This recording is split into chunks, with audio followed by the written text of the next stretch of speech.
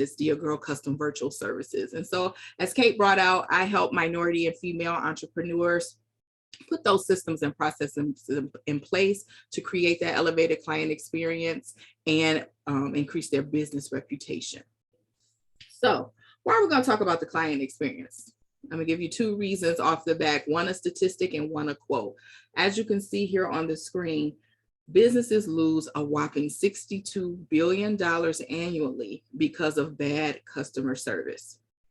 What does that mean? Exactly what the picture shows, money going down the drain. And this statistic wasn't for the major big boys out there, it's for all businesses. And that includes us as small business owners. This quote here from Vince Lombardi, it takes months to find a new client and seconds to lose one. And so when I saw this quote, it made me think immediately of client retention. And a part of having client retention, keeping your clients coming back for more and more and referring you, is because of the experience they had with working with you. So of course you would want to make it something great and something memorable. And so because we're going to do an audit style, we're going to talk about some areas. We're going to audit three main areas in our business today connected to that client experience. And those areas are: one, the client workflow; two, packages and pricing; three, feedback and testimonials. And so as we go into those areas, we're going to discuss right now 4 principles that you want your customers or your clients to feel when they interact with your business. The first one is personalized. And so every time someone interacts with you or even your team, they shouldn't feel you just copied and pasted. It should have a personalized touch to it. I'm all for templates. I think they're great, but we have to put our voice in there. And so personalized is one of the big keys. That's why it's number 1 here. Number 2 is expertise. And so if someone is coming to you for your business, the specific niche that you're in or the service you provide, they're coming to you because you're the expert. And so show them that you're the expert. They should feel that when they're dealing with you. And saying that you're an expert doesn't mean you know everything. No one can know everything, but what it does mean is that maybe you got 2 to 3 steps ahead of them and you're the expert, and they need to feel that coming from you when they interact with your business. The next principle, the third one, is convenient or convenience. And so we're going to dig a little deeper into that as we audit those different systems. But whenever you ask your client or your customer for something or anything that's required of them, make it easy for them to do it. Make it a seamless process and they will love it. The last one is number 4 is proactive. And so this comes with time and experience, but as you continue to work with people, you anticipate the questions that they're going to ask you and you build out your process around that, and then you get ahead of them so they don't have to ask. And so we're going to think about these 4 principles as we go into the audit of our systems. And so the first area we're going to talk about, client workflow. Inside of the client workflow, we're going to talk about the inquiry and consultation system, the onboarding system, offboarding system, and the follow-up system.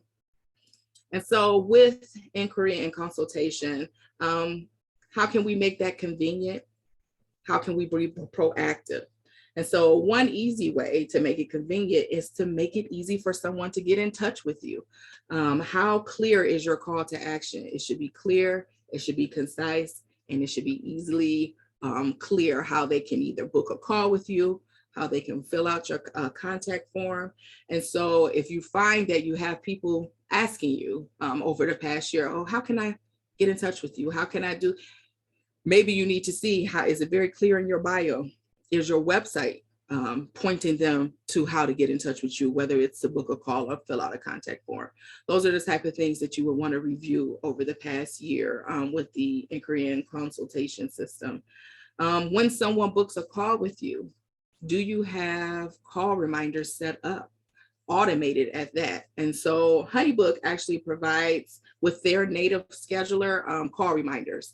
And I think you can have 2 inside of that. It's very easy to set up, and it's easy for you as the business owner to have it automated. Me personally, I have two. I have one the day before the call and 1 hour before the call. And this is important because we're all busy. We're all busy business owners, and reminders help reduce the no call, no show, so to speak, people forgetting that they had the call with you. So when you have them set up as reminders or have it where they can add it to their calendar, you'll probably see your no-shows decrease, because this makes the experience better for the client, and they're ready and prepared to be on the call with you.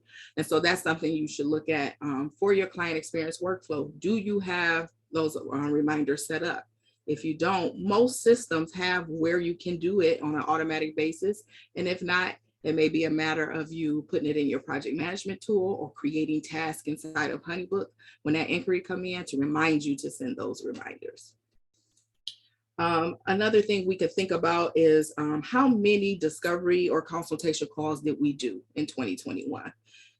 Write them out, put them in an Excel sheet, however you do your audits, but how many did you do and how many converted to actual sales? Now, those metrics are very good to pay attention to review at the end of this business year, and it's going to help you in 2022. How it helps you is to help you see maybe how many calls you should try to get each quarter. And based off that, how many you want to really actually convert to a sale, which helps with the bottom line, what helps you forecast your revenue for the future. And so another area inside of this inquiry or consultation system that I think is very important for the client experience, because they're going to feel if you did this, is do you have in your process where you can set up time to do a little bit of homework on them? Do you have in your process where they have to fill out a very simple form with questions like, tell me about your business, asking them what their website is or their social media links, or even what are you seeking help with? Those basic questions there, and doing a little bit of homework on their social media profiles or their website, that's going to help you. And so if you don't have that set up already in your process, that's something to consider to put in place for 2022, because when you're clear on your services and how you can help them, then you're going to have better confidence on that call. You'll be able to sell them the transformation that you know you can provide for them. And it'll be very clear that you put time in just in the inquiry stage with your client or potential client at this point. Another thing that really came to my mind, and this is something that I had to work on in 2021, is how long do the discovery calls last or your consultation calls last? The majority of us provide these calls for free. There's some that charge, but the majority of us provide them for free. And so how long are you on these calls? I believe it's only recommended to be on these calls anywhere from 15 to 30 minutes. And so if you find yourself going well past that 30 minutes, this is something that you should audit. You should think about, how long am I on those calls? More than likely, if you're on these discovery calls or these consultation calls longer than 30 minutes, you're giving away strategy, plans, and all that for free. And maybe they don't need to move forward with them because you gave them a real good idea that they want to try themselves before they come to you.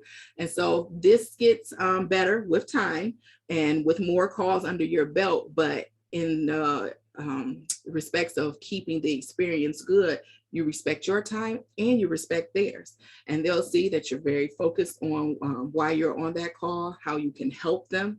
And it makes it for a good experience because time is limited. You're not limited, but you're not taking up all their time, and you're doing yourself a favor too by not being on that call for an extended period. And so we'll move on to the onboarding system and ask yourself, is your onboarding system personalized? Does it show your expertise? And so some of the ways you can make sure that your onboarding process is personalized is really simply by welcoming them. How do you welcome a new client?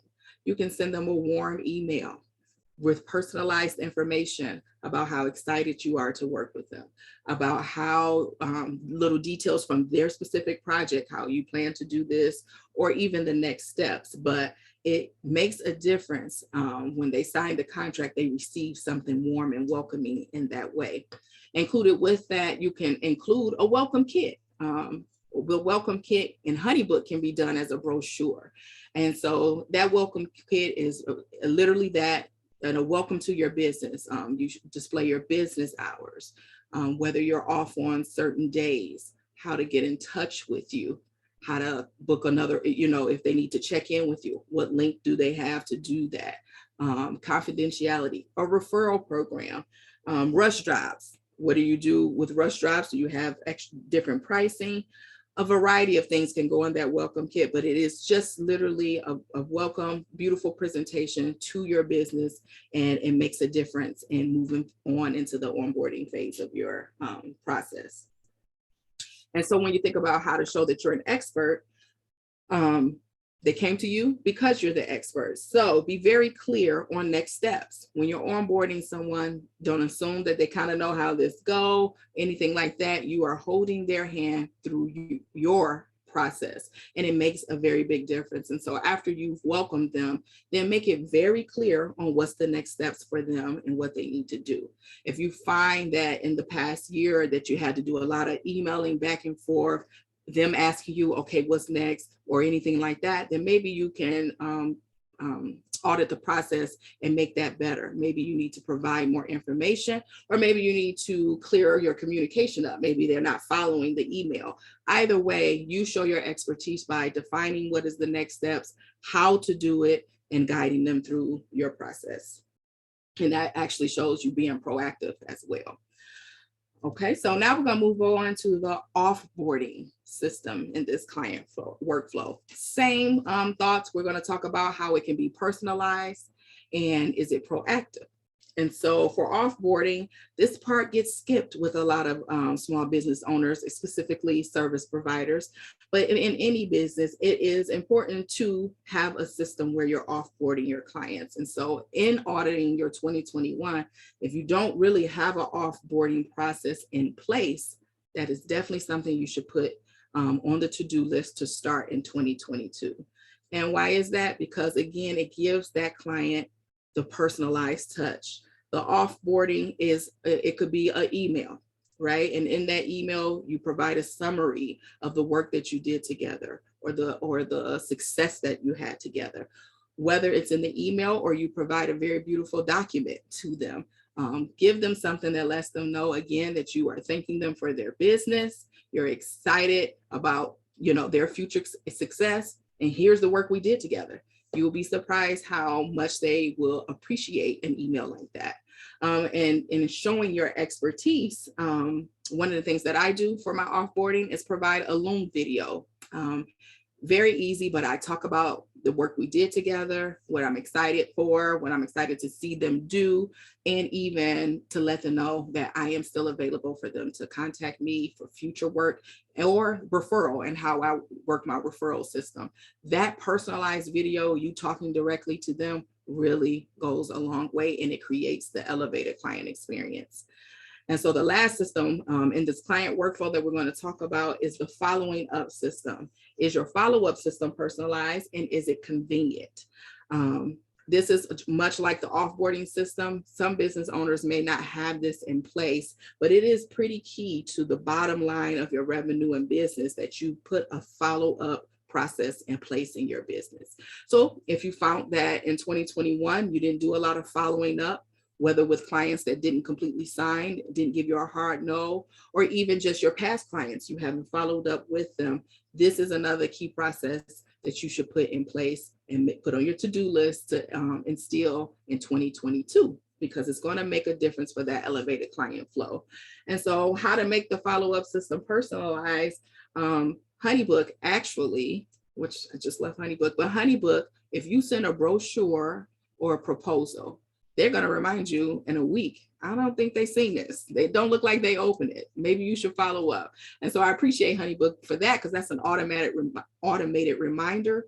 But for yourself, you follow up with maybe a person who didn't say, yes, I want to work with you from that discovery call. Well, what do you have in place to let them know that you're still thinking of them?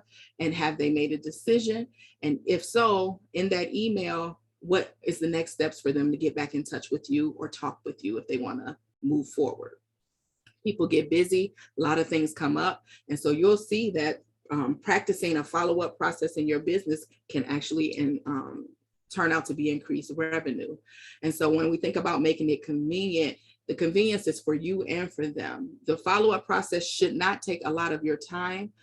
It's okay to have a templated email for your follow-up process, and all you do is add the customization to that about that specific person, because you'll have the notes from your discovery call, the things that you talked about, or even your past projects, and just checking in with them. But give that personalized touch, very quick and simple. Send it off. It's convenient for you and it's convenient for them, because they realize that you care, and also you'll have in that email what's next, how to get back in touch with me or catch up with you later. We're going to move on to our second area, main area of business, and that is the packages and pricing area. And so inside of this, we're going to audit two systems: your packages and services, and then your pricing. And so for your packages and services, keeping those 4 principles in mind still, how do you show your expertise, and is it convenient? And so one way to audit your packages and services is to line out how many services or packages did you offer this year? Which one made you the most money? Why did it make you the most money? Is the deliverable clear in each service or package? And so when you think about that, why do we need to make sure that it's clear? Well, as a business owner, if you have found yourself over the course of 2021, every client, you're doing something different for them and you're desiring to have a specific deliverable, then this is the time to audit what that is. What lit you up? Naturally, what comes easy to you, but what is easy for you to manage in the time that you have to provide your services? That is something that you, when you look at your services, look at what made you the most money and which ones are very clear. Then you might can combine services to make a package.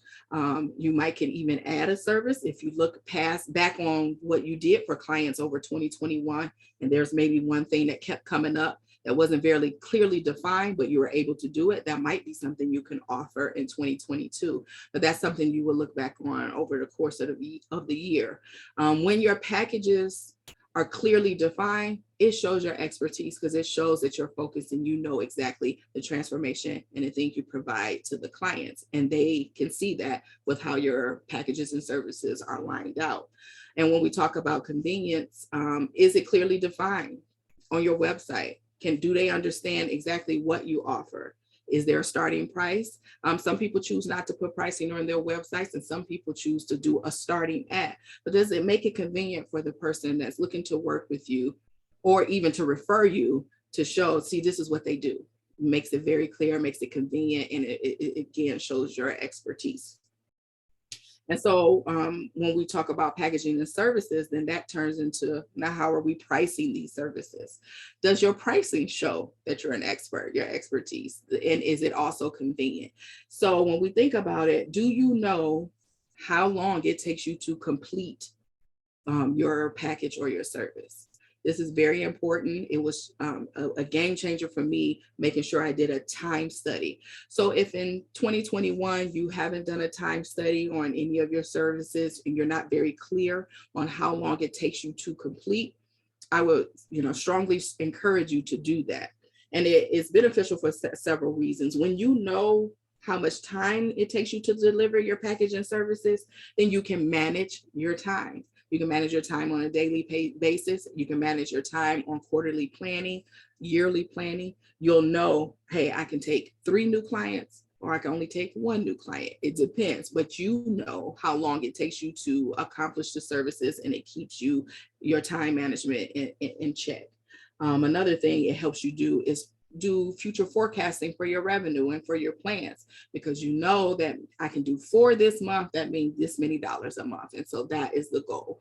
And so that type of audit, a time study, helps with your pricing, helps you know how you should charge, because if you're charging too low, then usually you feel overwhelmed quick, because you realize you're not getting paid for the type of work that you're doing.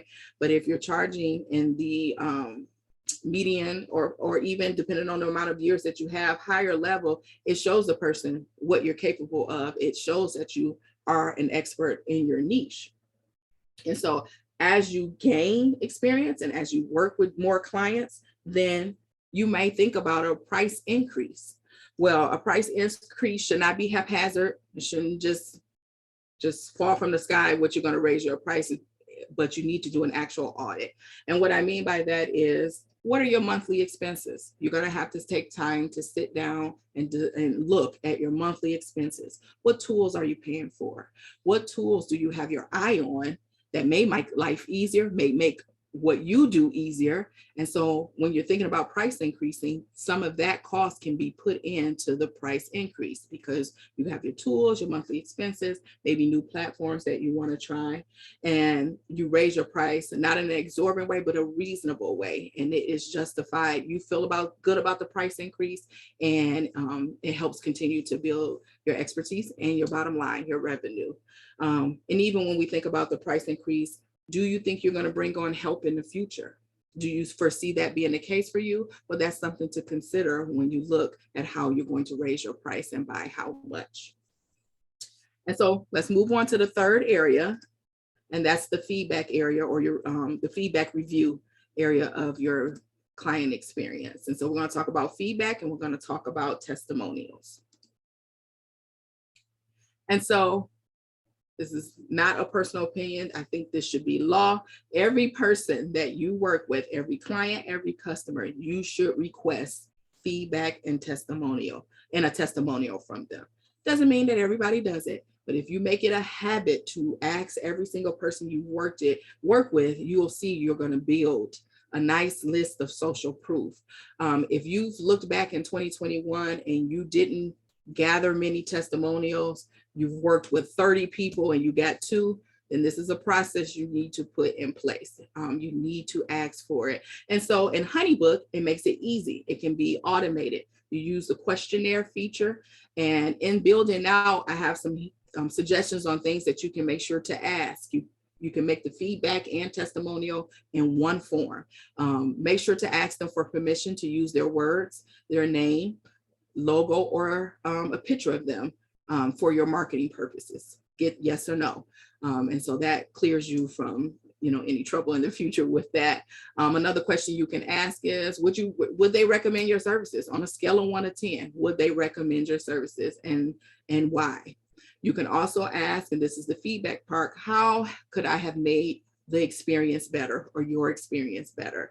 Leave a spot for long responses, because maybe they got a lot of feedback for you and there's nothing wrong with that, but ask, how could I have made this better?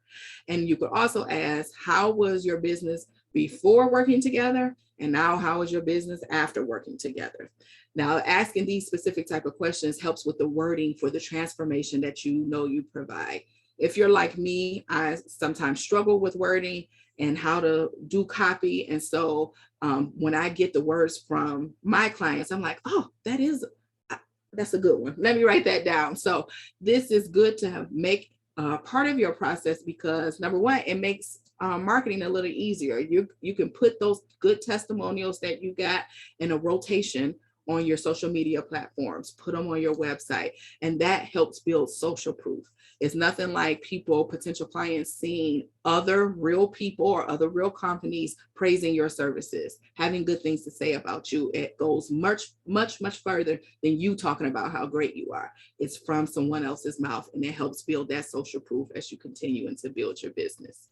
And so I think I just said a whole mouthful. We just talked about 3 main areas, and I realized that we're all small business owners. And so I wanted to talk about 5 key skills very quickly. But as business owners, if we continue to work at building these skills, then it's going to show and help us build a more elevated client experience.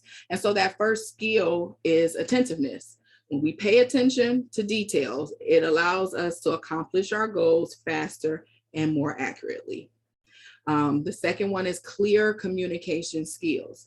When we're speaking clearly and effectively, it's important for our clients and our customers to walk away without any questions. They may have a few, but without little questions, and it leaves very little room for error in communication. Another key skill is your writing skills. Well-written communication helps us define our goals, define our next steps, identify problems, and then come to solutions. And so again, I'm all for templates, but remember, those templates are really to just jumpstart your voice, put your voice in there and customize it. Another key skill is creativity and resourcefulness.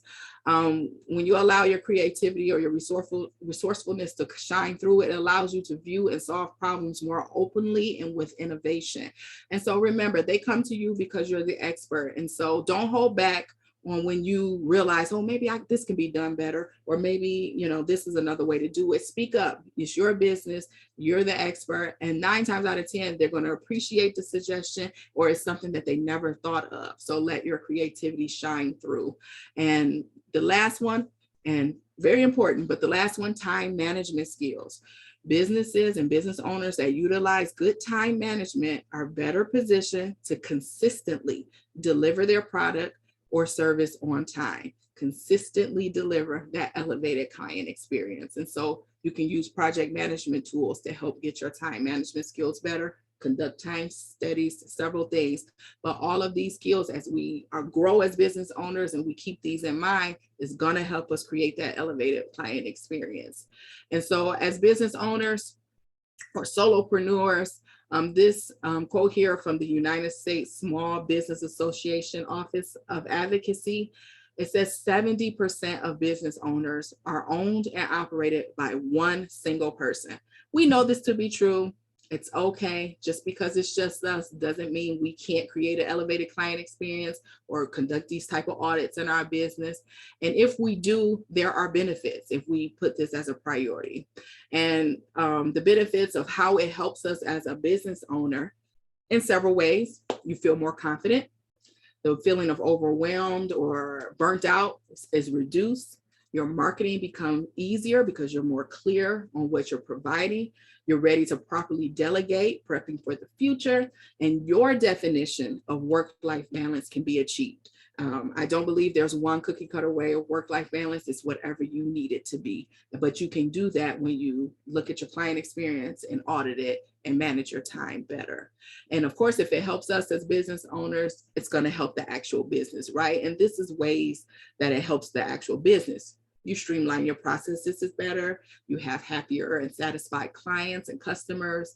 Your revenue will increase. You'll get more referrals. You'll have client retention. They won't want to leave you. You'll be setting yourself up for growth and scalability and increased productivity. And so, again, I appreciate everyone being with us. And if only I can make this known and clear out of everything I talked about, a satisfied customer is the best business strategy of all. This is why we're auditing our client experience. When we make a remarkable customer or client experience, it is critical if we want to have a sustainable business and growth. It promotes loyalty, helps you retain customers, and encourages brand advocacy. And so again, let's make this audit be a part of what makes our 2022 great and our business strategy even better. And so thank you, everyone. I do want to point out ways that you can work with me. I do provide consulting by means of 2 different calls and even ongoing consulting services. One is my clarity call that I provide. It's a 45-minute Ask Me Anything session. And so I do focus on the client experience, but as a certified online business manager, I'm trained in several ways to see the business from a bird's eye view and help provide recommendations and even troubleshooting on certain things. And so that comes with the call notes, maybe some recommendations from me, and 1 week of email or Slack support. The next way you could possibly work with me is my plan to action call, which is a strategy session. It's a 90-minute deep dive, and we make plans, either a 90-day plan, or maybe there's something specific that you are looking to work towards, but we outline how to get there. And so what you receive with that is a recording of the call, a full report of the steps that we're going to, or that you should follow, 30 days of email and Slack support, and 1 check-in call. And one of the last ways you can work with me is with my ongoing consulting services. That is a 3-month commitment back, but it starts with that plan to action call. And then we have 2 calls a month. You receive the call recordings, the notes, email and Slack support, and of course, accountability along the way. And so again, thank you guys for being with me and discussing how we can audit our client experience at the end of 2021 and start off 2022 great. I thank you all, and please connect with me. Here are my social media handles for Instagram, Facebook, and LinkedIn, and my website is at the bottom, but I would love to hear any critique or whatever the case may be. Shoot me a DM, whatever, and let me know how you enjoyed this presentation. Thank you so much. Oh my gosh, I wish we could do virtual applause here. I think we can. I don't know if there's a little emoji reactions in Zoom right now, but we had a couple questions come in, but I have to say this was such a great way to close out the year with so much value, with strong direction, and also with some inspiration and motivation that like, hey, there are things we can work on. It's not all bad. It's okay. Not all bad. Yeah. We're going to get there. Like, yes. I think we all needed this today. So I'm sure there were lots of notes taken, but a couple questions that came in. I'll start with ones that came in while you were going live and then get to the ones that came in through registration. Okay. So the first one is, I ask too many questions in discovery calls. It always takes more than a half hour. What can I do to keep my calls to that like 20-minute sweet spot? Listen, this is something I struggled with, because we can talk and we're connecting. No, but one way to, I think, to help cut it down is to get this information ahead of time. So depending on your service, there may be some key questions that you need to know if you can help them. Ask them ahead of time. Make it, whether that's how they book the call by filling out these questions, or they book the call and then you send them the questionnaire. And I mean, tough love here, but don't get on the call if they didn't fill it out. I mean, it's really just that simple. So ask them ahead of time exactly what they need, what they're looking for. And it comes with time and experience. So you got to do more to get more concise on how to do it. But I find when you're clear on what you want to offer them from your service offers, it moves it along quicker. You get right to, this is how I can help you. This is how much. Do you want me to send a proposal? Totally makes sense. A little tough love there. We all need it. I need it myself, but yeah, it's a way to weed it out and make it better. That's great advice. In terms of the offboarding email, we did have a question that came in. How soon before the end of the project or contract should you send the offboarding email?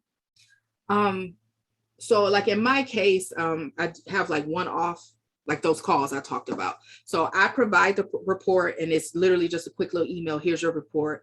And then about a week later, I send the offboarding email, because I wait for any questions to try to come in if they have any for me. But it seems like they're happy. They usually reply like, thank you so much. And then it's just an added little touch to send them, okay, so this is what we talked about. And I'm so happy that you did business with me, whatever the case, send it. I do it a week after, but it's up to you. It really is. Okay. That's great advice. Thank you. And Jessica asked, do you have a recommendation for a tool for conducting a time study that you like to use?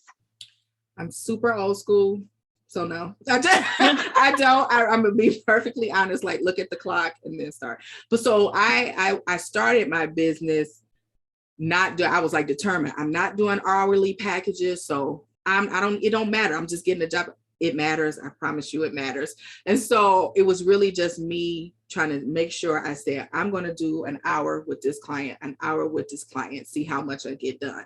If it wasn't enough, okay, now I need to see, is 2 hours going to do it? So I did it really an old school way. I just watched the clock and determined that I'm only going to do an hour with this client and an hour with this client. And I did it for 2 weeks to see what allowed me to accomplish what I needed to, and still provide a good experience and still have a good balance with life. That's a great reminder that like, we don't always need the tools to do it. Like, there are other ways, but we did get 2 suggestions that came in. Katrina said she likes ClickUp. Kelly said she uses HoneyBook for time tracking. And then Trisha said maybe try Toggle Time Tracker. Oh, so yes. You know what? I did use HoneyBook after. So it was like, so it was like, okay, I did an hour. And so then I would log it so I could go back and see how much time I did spend over the 2 weeks. So I did use HoneyBook. So I guess I shouldn't have said nothing. No, it's good though. I also do just, the old school sometimes when I'm trying to keep myself on track, like Yeah. where am I spending my time? Okay, I spent this much time. This is when I started, this is when I ended. So Yeah. Yeah. you can go fancy or you can go old school. It's all good. Yeah. Um, okay, so okay. Sorry, one just came in through the chat. How many days a week should I offer a discovery call? It depends on where you are in your business. So if you just starting, open it up 5 days a week, make it good so you can get on as many calls as you can and build your clientele. Personally, for myself, I do 2 days a week, Mondays and Friday. That's what I do for myself, and that's been working out. I put that in place months and months ago, and that helps me. When I get a discovery call, it's like, it's only going to be on Monday and Friday. So I do 2 days a week, but I do have some, clients that I work with on a retainer basis and all of that. So in the beginning, I think make it open and get on as many calls as you can. But as you build your clientele, reduce those days so you don't overload yourself. That's a great recommendation. Yeah. This came in through registration, but I think it's really important. Okay. So this registrant said, I do frequent audits, reflections, etc. throughout the year, yet I struggle to implement. ADHD are here. Do you have any tips? You know what? I think to just be realistic. So if we're business owners, we got clients and we got our own business, that's a client of ours too. These type of like reflections and audits, I think manageable is twice a year. And that leaves room for implementation after. So if you're going to say you're doing it quarterly, it goes fast. It goes fast. You're working quarterly with your clients. You got your own stuff. You got your social media. You're working on. It's just nonstop. So I would think realistically to set it aside twice a year and leave room for that implementation after each one. That's a great recommendation. Don't be hard Keep on it yourself, realistic. y'all. Yeah. Don't be hard on yourself. It's not all roses. So I think twice a year. So this is a little bit more about the finance side of audits. So we can skip them if you don't have a recommendation. But I do think it comes into the pricing and packaging a little bit. So where should I be integrating keeping track of what to pay for taxes, like in terms of revenue and anticipating revenue? Is there like an integration that they should be using with their CRM, or is there a way for them to just have a better handle of like the revenue coming in, how much money they should be setting aside for taxes, and then from there they'll also be able to project what their revenue is as well? So it's kind of a multi-part question, but I thought it was a really good one. Disclaimer, not a financial advisor here, but what I do think is important is separating the money. So make sure you have your own business checking account. Everything business needs to go into one account, checking and savings account. I think like realistically, like across the US, I think if you project for 30% for taxes, that's a good number, but it really just depends on your write-offs, what state you in, that kind of thing. But I think overall general advice is 30% of that. So if you send that over to your savings and don't touch it, you'll know. But personally, I think it's important once you get to a certain point to get a financial advisor that can help you navigate entrepreneurship, because it is different. If you coming from corporate life, this is something you do not have to think about. It comes out automatically. So separate the money, get you a savings account, put 30% away for taxes. And then if you see that it's just getting out of your reach, then that is something that you should look into not outsourcing, but getting advice, getting someone to give you the proper advice about it, how to save it and keep it. But I think big is separating that money so you'll know what you're bringing in and how much you can anticipate. Awesome. And HoneyBook do a good job too with it.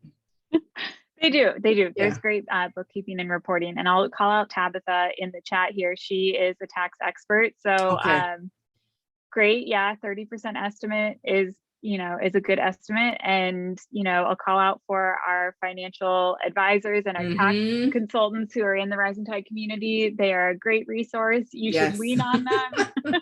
Absolutely. Definitely. This is more of like a personal question, but I think it's a really great one. What keeps you motivated?